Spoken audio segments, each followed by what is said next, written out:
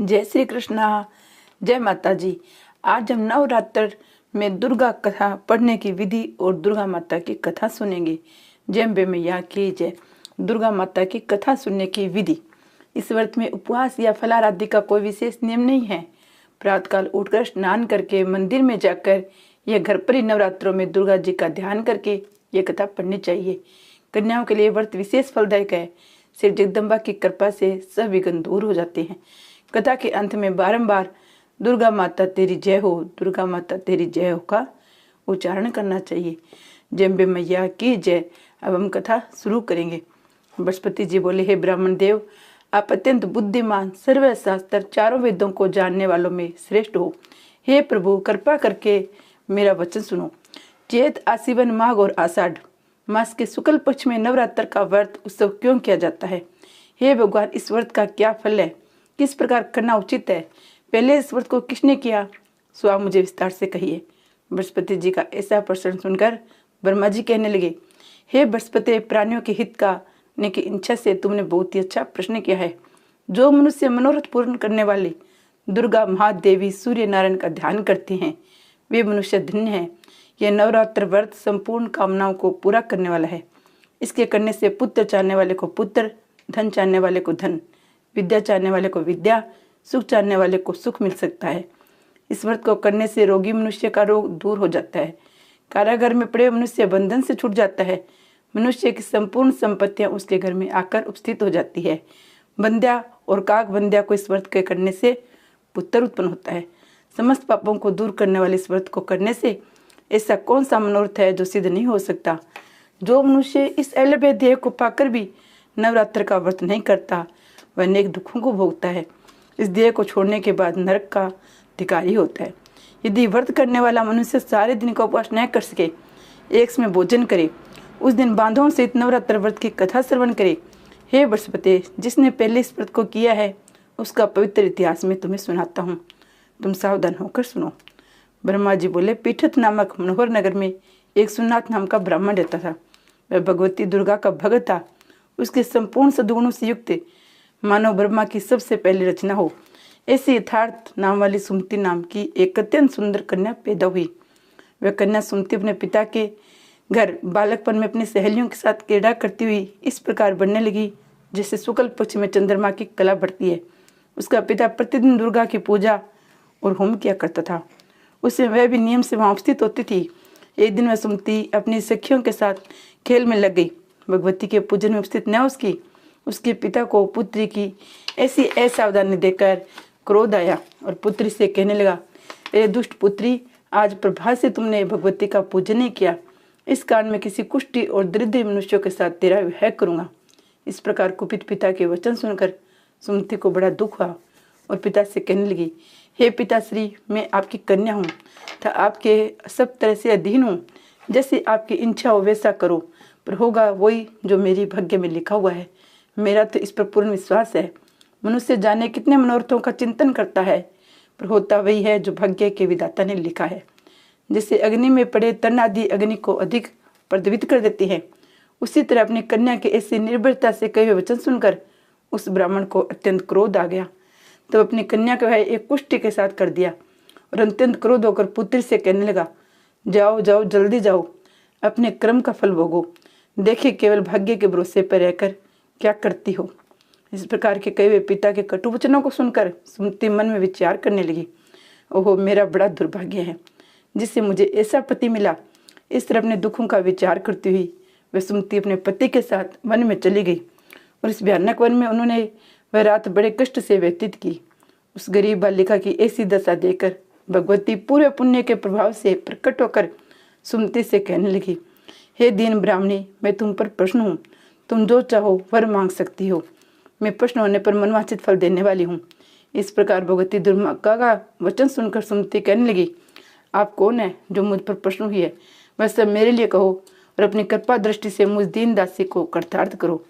सुमति का ऐसा वचन सुनकर देवी कहने लगी, मैं आदि शक्ति हूँ, मैं ब्रह्म विद्या और सरस्वती हूँ। मैं प्रश्न होने पर प्राणियों को दुख दूर कर उनको सदा सुख प्रदान करती हूँ। हे ब्राह्मणी, मैं तुझ पर तेरे पूर्व जन्म के पुण्य के प्रभाव से प्रश्न हुई हूँ। तुम्हारे पूरे जन्म का वृत्तांत सुनाती हूँ तो सुनो। तुम पूरे जन्म में निषाद एक भील की स्त्री थी और पतिव्रता थी। एक दिन तेरे पति निषाद ने चोरी की। चोरी करने के कारण तुम दोनों को सिपाहियों ने पकड़ लिया और ले जाकर जेल खाने में कैद कर दिया। उन लोगों ने तेरे पति को भोजन भी नहीं दिया। इस प्रकार नवरात्रों के दिनों में तुमने न तो कुछ खाया न जल पिया, इसलिए 9 दिन तक नवरात्र का व्रत हो गया। हे ब्राह्मणी, उन दिनों में जो व्रत हुआ उस व्रत के प्रभाव से प्रश्न होकर मनवांछित वर दे रही हूँ। तुम्हारी इच्छा हो वरदान मांगो। इस प्रकार माँ दुर्गा के कई वचन सुनकर ब्राह्मणी बोली, हे माँ दुर्गे, अगर आप मुझ पर प्रश्न है तो कृपा कर मेरे पति के कोढ़ को दूर करो। देवी कहने लगी, उन दिनों में जो तुमने व्रत किया था उस व्रत के 1 दिन के पुण्य अपने पति को कोढ़ दूर होने के लिए अर्पण करो। मेरे प्रभाव से तेरा पति कोढ़ से रहित और सोने के समान शरीर वाला हो जाएगा। इस प्रकार देवी का वचन सुनकर मैं ब्राह्मणी अपने पति को निरोगी करने की इच्छा से ठीक है ऐसी बोली। तब उसके पति का शरीर भगवती दुर्गा की कृपा से कुष्ठिन होकर अति कांतिवान हो गया, जिसकी कांति के समान चंद्रमा की कांति भी क्षीण हो जाती है। मैं ब्राह्मणी पति के मनोहर देह को देखकर देवी की स्तुति करने लगी। हे माँ दुर्गे, आप दुर्गति को दूर करने वाली हो, तीनों जगत का संताप करने वाली हो, समस्त दुखों को दूर करने वाली हो, रोगी मनुष्य को निरोग करने वाली हो, प्रश्न होने पर मनोवांछित वस्तु को देने वाली हो और दुष्ट मनुष्यों का नाश करने वाली हो। तुम इस सारे जगत के माता पिता हो। हे अम्बे, मुझ अपराध रहित अम्बला की मेरे पिता ने कुष्ठी के साथ भय कर मुझे घर से निकाल दिया।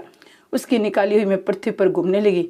आपने मेरा इस आपत्ति रूप समुद्र से उद्धार किया है। आपको मैं बारंबार प्रणाम करती हूँ, मुझ दिन की रक्षा करो। ब्रह्मा जी बोले, हे बृहस्पति। इस प्रकार सुमति ने मन से देवी की बहुत स्तुति की। उससे की हुई स्तुति सुनकर देवी को बहुत संतोष हुआ और फिर ब्राह्मणी से कहने लगी, हे ब्राह्मणी, तेरे उद्दालक नाम का अति बुद्धिमान कीर्तिमान जितेंद्रिय पुत्र सिंगर होगा। ऐसा कहकर वह देवी उस ब्राह्मण से फिर कहने लगी, हे ब्राह्मणी, जो तेरी इच्छा हो वह मनवांछित वस्तु मांग सकती हो।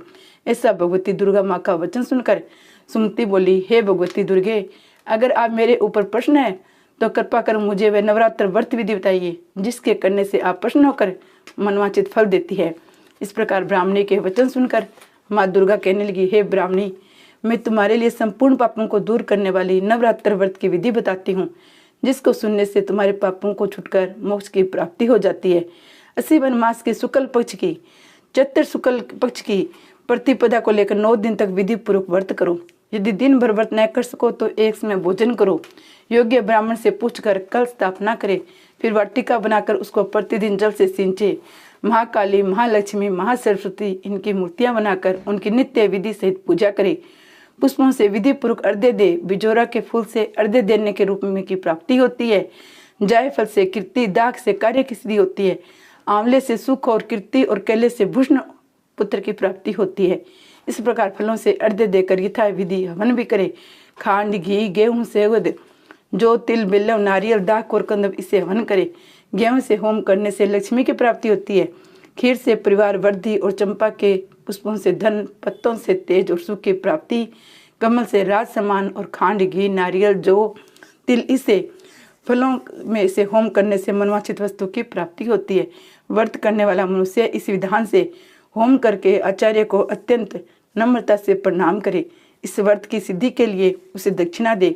इस महाव्रत को इस विधि के अनुसार जो कोई करता है उसके सब मनोरथ सिद्ध हो जाती हैं।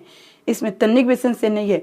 इस 9 दिनों में जो कुछ दान आदि करता है उसका करोड़ों गुना पुण्य मिलता है। इस नवरात्र की कथा को करने से अश्वमेध यज्ञ का फल मिलता है। हे ब्राह्मणी, इन संपूर्ण कामनाओं को पूर्ण करने वाले उत्तम व्रत को तीर्थ, मंदिर और घर में विधि के अनुसार करे। ब्रह्मा जी बोले, हे बृहस्पति, इस प्रकार ब्राह्मणों के व्रत की विधि और फल देकर देवी अंतर ध्यान हो गई। मनुष्य और स्त्री इस व्रत को भक्ति पूर्वक करते हैं या जो भी करता है इस लोक में सुख पाकर अंत में दुर्लभ मोक्ष को प्राप्त होता है। हे बृहस्पति, तुमने सब प्राणियों का हित करने वाले इस अलौकिक व्रत को पूछा है, इसलिए तुम धन्य हो। ये भगवती शक्ति संपूर्ण लोगों का पालन करने वाली है। इस महादेवी के प्रभाव को कौन जान सकता है, अर्थात कोई नहीं जान सकता। दुर्गा मैया सदा ही तेरी जय हो। अम्बे मैया तेरी सदा ही जय।